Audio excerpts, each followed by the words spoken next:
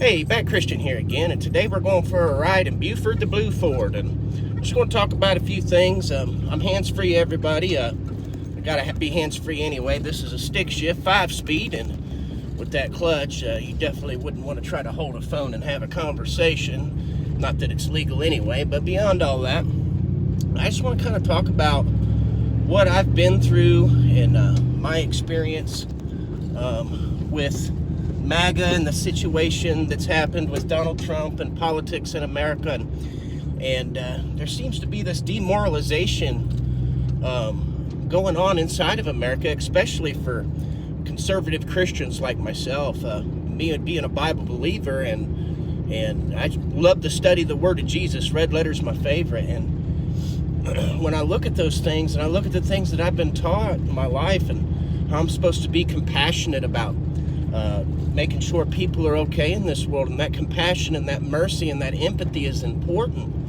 and what is right and what is wrong, and all the things that I've been taught in this world, all of a sudden with Donald Trump, those things went out the window. And at first I was on board, folks. Heck, the first 4 years I supported Trump. I thought he was a great idea, and it had to go through the first 4 years and realize, hey, with somebody like this in charge, we end up in a pandemic. We end up in a global situation where things are just going bad. And we went through Biden and all that, and I was fairly quiet most of the time.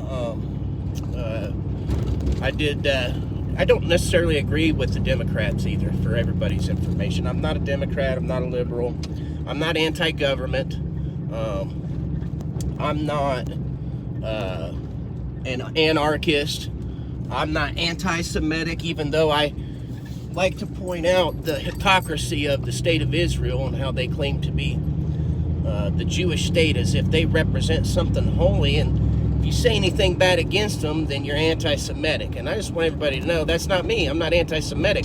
As a matter of fact, I love Jews and I love Israel enough that when I see these people doing evil things in the name of the Holy Land, I have an issue with it.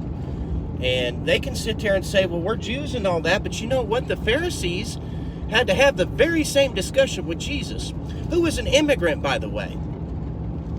Now, with all this being said, I want to just point something out for everybody. I want all of my MAGA people to understand something. We need to be very, very careful and very vigilant about the things that we support that are going on in this country.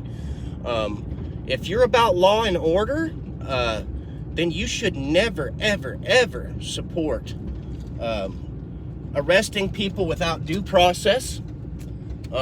If you cared about your rights, sorry guys, if you cared about your rights as an American, then you should never, ever for 1 second be emotionally provoked into supporting taking the rights of other people, Americans or not, because this, as we see, it's not, at first it was, oh, well, we're just going to get the criminals, and then it was, well, we're going after immigrants, and I mean, they're in here gutting farms and everything else, guys. My point is, with all my rambling, I apologize, my point is that all this stuff that you guys are letting get put into play right now is going to come back and bite you in the butt. And we need to understand this is America, all right? And the Republicans and Trump are not going to remain in power this whole time. And so just understand this. For every one of these exceptions, because it just seems to be one exception after another, that you guys allow to happen to avoid what is just and right and moral in this country, that is going to be used against you in the future. And I just want y'all to really listen to that and pay attention and think about that for a second. What's going to happen when the Democrats and the liberals have power in their hand, and it's politically and socially acceptable, not to mention all the stuff that's getting passed in the Supreme Court that's going to protect these people in the future when it's time for them to go after their political opponents?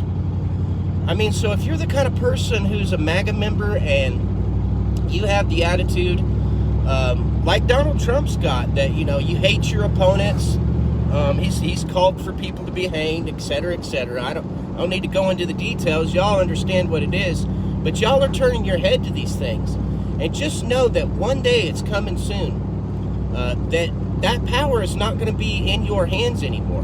And when it's not, all these injustices that you have supported throughout these years are going to be used against you. Right now, the devil is gathering all the judgment he needs to use against you. You know, by the measure that we measure, that's how we'll be measured.